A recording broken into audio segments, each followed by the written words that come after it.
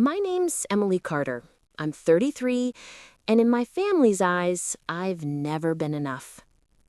At every Sunday dinner, my mother sits at the head of the table, correcting everyone's manners like she's still the principal she once was. My sister, Laura, Dr. Laura Carter, always arrives in her crisp white coat, glowing with stories of patience and praise. And then there's me, the artsy one. The one who plays with pillows and paint for a living. Interior styling isn't a real career, Mom reminds me every time I visit Charleston. You're too smart to waste your life rearranging furniture. Laura smiles, pretending to soften the blow, but I can see the amusement flicker behind her perfect lashes. It's like watching the same scene on repeat. Mom's disappointment, Laura's quiet superiority, Dad's silence, and me trying not to break. What they don't know is that while they've been busy judging, I've been building something quietly, piece by piece. Every fabric sample, every late-night design, every sleepless hour has been leading somewhere they can't even imagine. But that secret, my secret, isn't ready to surface. Not yet. See, growing up in a family like mine teaches you one thing.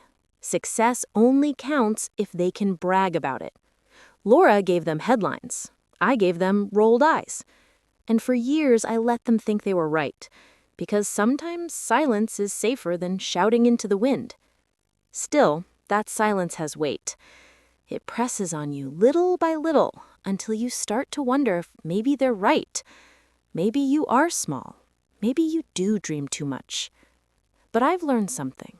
You can't measure worth in job titles or diplomas. Worth shows up when no one's watching, when you keep creating even after they've stopped believing. Have you ever been looked down on by your own family? Have you ever sat through a dinner where every word felt like a verdict? If you have, tell me in the comments. I want to hear your story. And hey, if you've ever had to prove someone wrong, hit that subscribe button. We're in this together.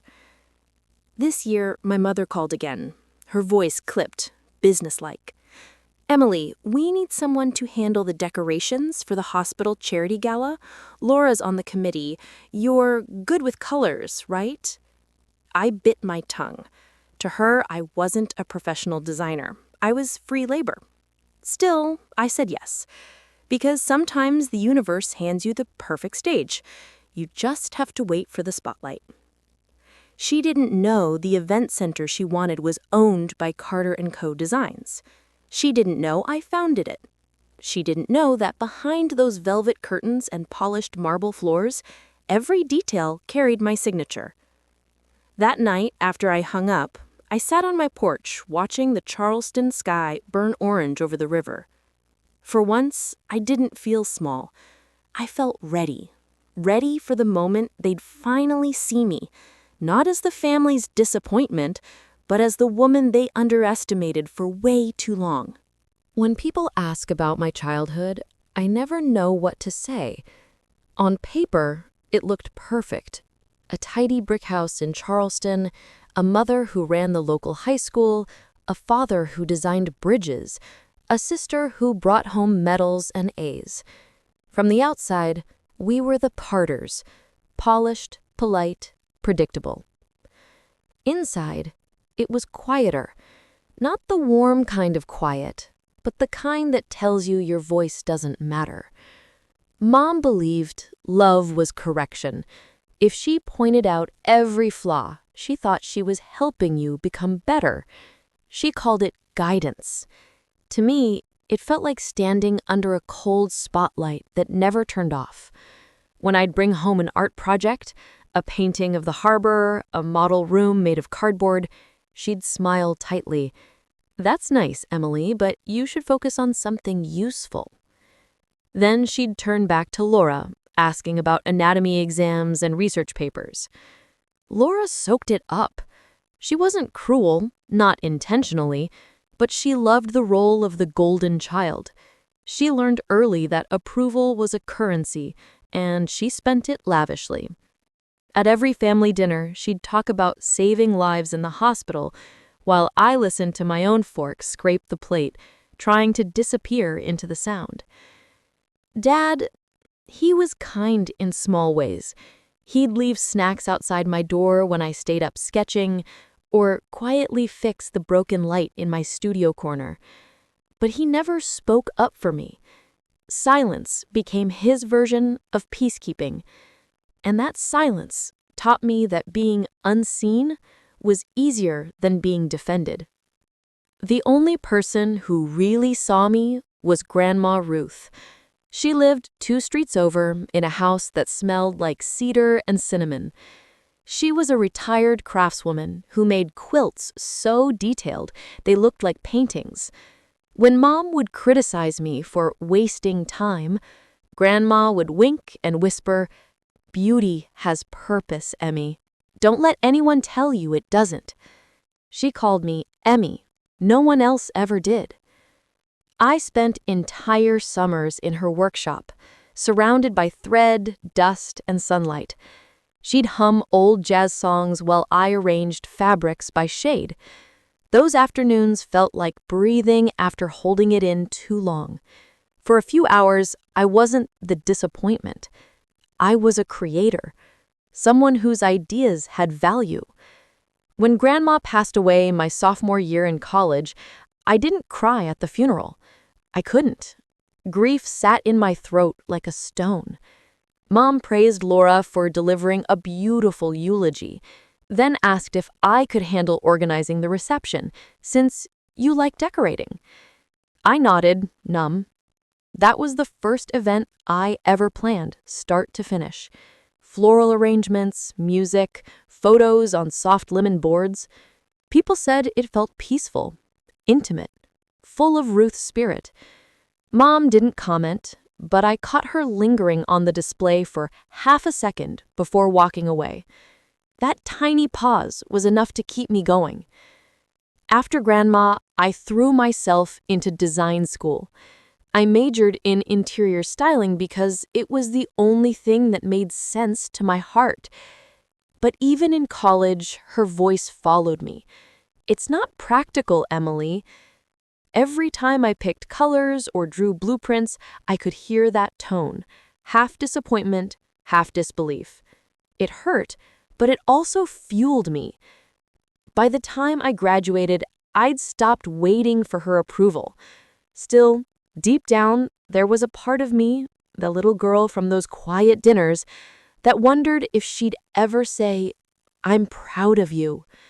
That hope, no matter how small, kept me tethered to them, even when I knew better. Graduation day should have felt like freedom. My classmates were laughing, hugging their families, taking photos in the Carolina sun. I was standing beside my mother, who looked at my diploma like it was a participation ribbon. "So, what now?" she asked, already scanning the parking lot for Laura. "I'm joining a design firm downtown," I said, trying to sound confident. She smiled thinly. "That's nice, honey. Maybe once you get that out of your system, you can go to grad school for something serious." Those words lodged somewhere between my ribs and my throat. I wanted to say this is serious, that I'd work late nights, skipped parties, poured my soul into every layout board. But what's the point of explaining color theory to someone who only sees in black and white? Laura arrived moments later, fresh from her hospital shift, still in scrubs. Mom lit up. "You're glowing, sweetheart," she said, pulling her into a hug. Then to me, she added, "You should learn from your sister. She found something that matters." Laura grinned, brushing a strand of hair from her face. "Maybe I'll let you design my future clinic someday," she teased. The joke stung harder than it should have. I laughed it off, like always, swallowing the ache. Working at the firm was supposed to prove them wrong. I started as an assistant, carrying mood boards, fetching samples, organizing vendor lists. Every morning I'd stare at the Charleston skyline, promising myself I'd climb higher. And I did.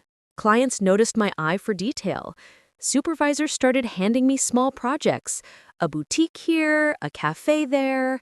My designs brought warmth to sterile spaces, and for the first time, strangers appreciated what my family never could. Then came Thanksgiving. Mom insisted on hosting. "Everyone will be there," she said. I should have known everyone meant another public comparison contest. Dinner started like a performance. Mom at the head of the table, Laura talking about a complex surgery she had assisted in, Dad quietly carving turkey. When Mom turned to me, the spotlight felt harsh. "So, Emily," she said, cutting into her cranberry sauce, "still decorating coffee shops?" Her tone dripped with sugar and disdain. I smiled politely. "We just finished the Harborfront project. It got featured in Coastal Living." Before I could finish, Laura chuckled. "Oh, wow. People actually read those magazines?" Laughter rippled around the table. I felt my cheeks burn. Dad cleared his throat. "That's still an accomplishment," he said softly. But Mom waved her hand. "Design is fine, but stability matters more. You need something long-term, something respectable." Respectable. That word echoed in my mind the rest of the night. I excused myself early, pretending to take a call, and stepped out onto the porch. The autumn air smelled of pine and smoke. Through the window, I could see them laughing, plates clinking, a perfect little tableau, and I was outside, looking in. It wasn't just exclusion, it was erasure. I drove home with the radio off, gripping the wheel until my knuckles turned white. Every insult, every laugh, every dismissive shrug played on repeat. By the time I pulled into my apartment complex, my tears had dried into something sharper. Anger. Cold, quiet anger. They didn't know it yet, but that night was the turning point. I wasn't going to chase their approval anymore. I was going to build something so undeniable that even their silence couldn't ignore it. No more shrinking, no more apologizing for dreaming differently. If they wanted respectable, I'd redefine the word on my own terms. Success doesn't happen overnight, but loneliness does. In the years that followed, I poured everything into my work. Every ounce of energy, every scrap of faith I had left. I moved into a small studio apartment near the river, where the walls smelled faintly of salt and paint thinner. Days blurred into nights of sketches, contracts, and caffeine. The business grew slowly, like a shy vine, delicate, determined, unnoticed. But the more I built, the less I belonged anywhere. My friends were getting married, buying houses, posting vacation photos. Meanwhile, I was learning how to fix a jammed printer at 2 a.m. and celebrating new clients with takeout and silence. I told myself it was worth it. That sacrifice was the price of freedom. Still, some nights that freedom felt like isolation with better branding.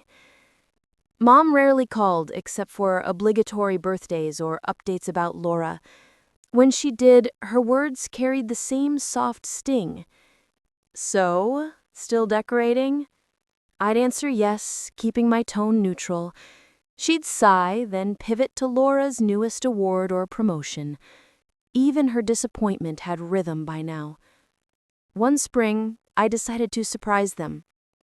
I drove home after finishing my biggest project yet, a full redesign of a historic hotel downtown. The Charleston Gazette had written an article calling it "A Transformation of Space and Soul." I thought maybe that would mean something to her. When I walked through the front door, the smell of lemon polish hit me, the smell of every childhood lecture. Mom was in the living room, arranging flowers. "Emily," she said, surprised, "what are you doing here?" I held out the magazine like proof of existence. "I thought you'd want to see this." She glanced at it, scanning the headline, then smiled politely. "Oh, that's lovely. Anyway, Laura just called. She's presenting at a conference in New York. She set the magazine aside, its pages closing with a soft thud. That sound, small, final, felt louder than any argument. I mumbled something about needing to head back to work and left before dinner. Driving home, rain streaked across the windshield like tears I didn't want to claim. I turned off the wipers, letting the blur hide the road. It felt fitting. Back in my apartment, I stared at the article on my counter. Everyone else saw success. All I saw was emptiness. What was the point of building something beautiful if the people you built it for refused to look?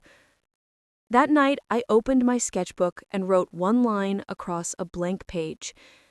They only see what I'm not, never what I am. Then I closed it, turned off the lights, and let the dark remind me what being unseen really feels like. The morning after that storm, Charleston looked washed clean. The air smelled like wet oak and sea breeze, and for the first time in a long time, I felt still. I sat on my balcony with a cup of coffee, staring at the rooftops, thinking about Grandma Ruth, about how she'd always told me that broken things could become beautiful again. Maybe she wasn't talking about quilts. Maybe she was talking about people. That day, I stopped designing for validation and started designing for impact. I didn't want fancy headlines anymore. I wanted meaning, spaces that healed, connected, and gave something back. I started volunteering my design skills for community fundraisers in local shelters. One event led to another, and soon I was working side by side with Helen Porter, a retired real estate investor with a sharp eye and a softer heart. Helen had spent decades restoring old Charleston homes and believed, like Grandma Ruth, that every place has a soul. "You've got something special, Emily," she told me one evening as we packed up after a charity auction. "Your work makes people feel safe. That's rare. Ever thought about starting your own firm?" The idea terrified me. Running a business meant risk, responsibility, exposure, all the things I'd been hiding from. But Helen wasn't just offering advice, she was offering partnership. Within months, Carter & Co. Designs was born, a small, stubborn dream built out of trust and late-night planning sessions at Helen's kitchen table. The first few months were brutal. We handled everything ourselves: contracts, invoices, deliveries, design boards scattered across the floor. But slowly, word spread. A cafe owner loved how we transformed his space without losing its warmth. A local hospital asked us to redesign their family waiting room to feel less clinical. When people walked in, they didn't just see furniture, they felt comfort. That became our signature. By the end of the second year, Carter & Co. was thriving. We landed several high-end clients, and a feature in Southern Living called our style the art of quiet confidence. I smiled reading that. Quiet confidence. That was me. Not loud, not boastful, just steady, strong, and finally seen. One afternoon, my phone buzzed. It was Mom. Her tone was brisk, professional. "Emily, we need someone to handle the hospital charity gala this summer. Laura's heading the committee. You're good with colors, right?" Good with colors. After everything I'd built, that's still what I was to her. Someone good with colors. Part of me wanted to say no, to tell her to hire a stranger. But another part, the part that had been waiting for a decade, recognized the poetry of it all. This was the same event space I'd recently purchased under Carter & Co. She didn't know that, of course. She thought I worked for the company, not as it. I took a slow breath and said, "Sure, Mom, I'll handle it."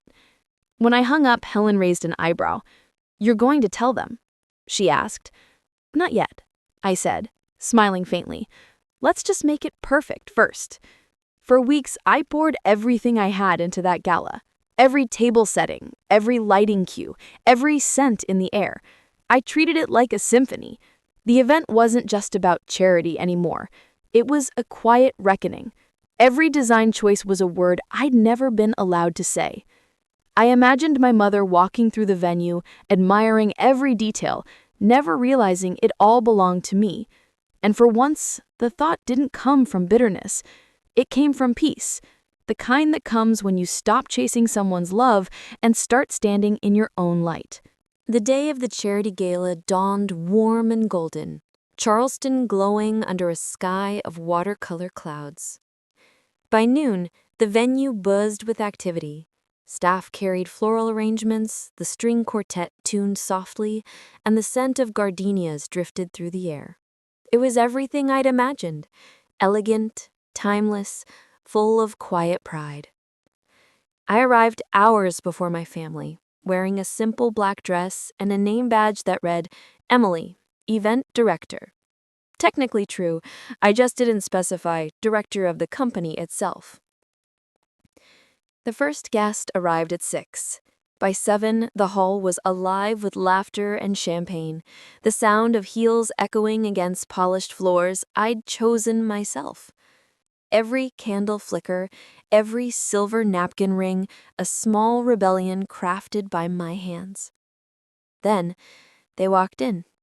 Mom first, in her signature navy suit, posture sharp as a ruler. Dad trailed behind, smiling politely, while Laura glided beside her in a satin gown the color of pearls.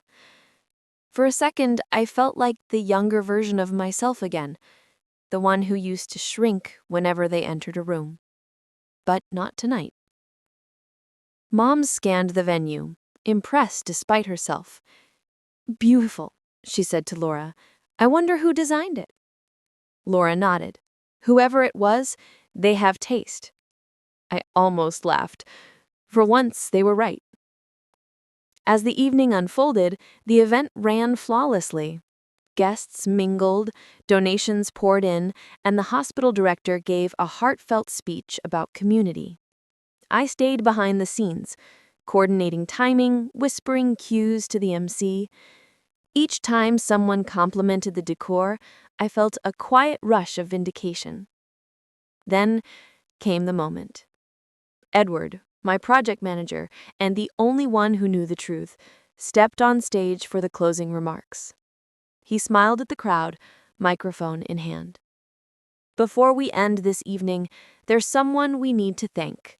Tonight's success, every light, every flower, every perfect detail exists because of one woman. He looked toward me. My breath caught.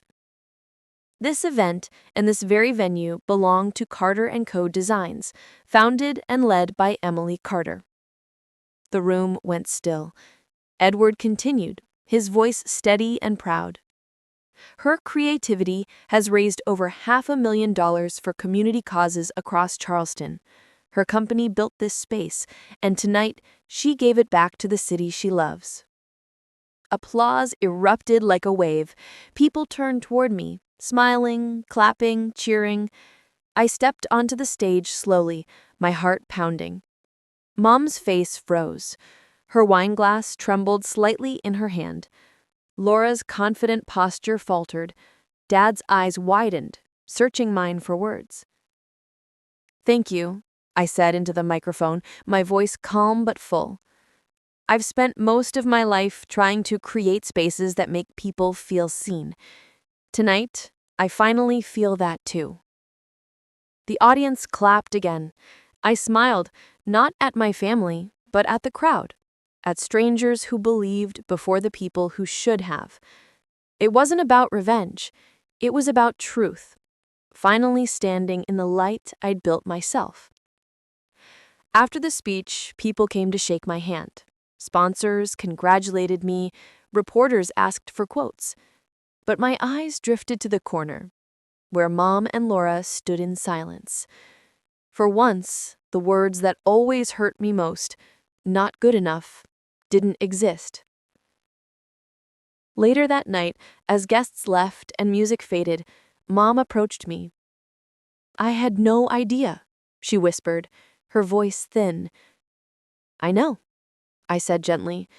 You never asked. She nodded, swallowing hard, then walked away without another word. It wasn't an apology, not yet. But it was something.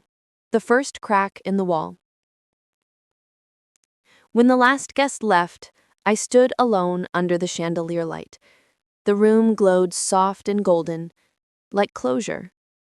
I didn't need their praise. I had peace, the kind that doesn't come from being right, but from being enough. That night, for the first time in my life, I slept without replaying their words in my head, because the silence they left behind wasn't painful anymore. It was powerful. 5 days after the gala, Mom called. Her voice was careful, polite, the tone she used with strangers, not daughters.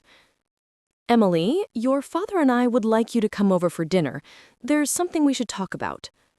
I hesitated, but curiosity won. Maybe it was the little girl inside me still hoping for acknowledgement. Maybe it was closure calling my name. Their house looked the same, too perfect, too polished, every frame on the wall tilted just right. Laura was already there, sitting at the dining table, scrolling through her phone. Mom greeted me with a tight smile. "Emily, we were thinking, with your connections now, maybe you could help us. I'm starting a small real estate project. Laura's firm needs a partner.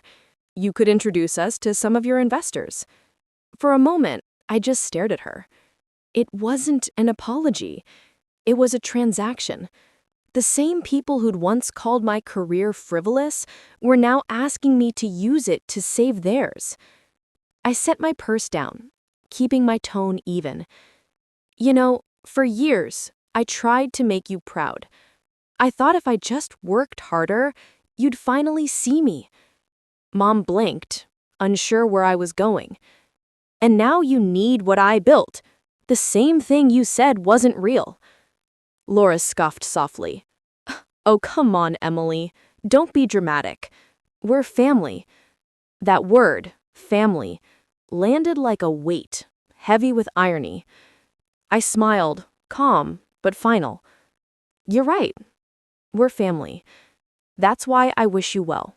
But I can't keep helping people who only remember me when they need something." Silence fell across the table. Dad looked down, fiddling with his napkin. Mom's lips tightened. Laura's eyes hardened. But I didn't flinch. I stood, my voice steady. "I'm not angry anymore. I just don't owe you the version of me that begs to be seen." Then I walked out, leaving behind the same house that had once made me feel small. Only this time, I was the one closing the door. Weeks passed. I didn't hear from them again, but the quiet didn't hurt, it healed. Carter & Co. kept growing. We opened a second office in Savannah, hired interns from the art college downtown. I started a mentorship program called the Ruth Scholarship for students told that their dreams were unrealistic. At the first orientation, a shy girl with paint-stained hands came up to me. She said, "You make me believe I can do this."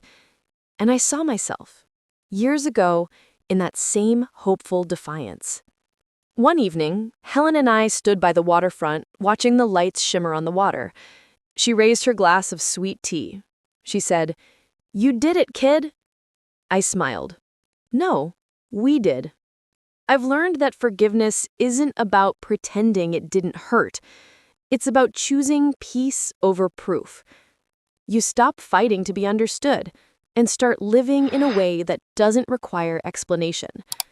So if you've ever been told your dreams don't matter, if you've ever felt invisible to the people who should have believed in you the most, this story's for you.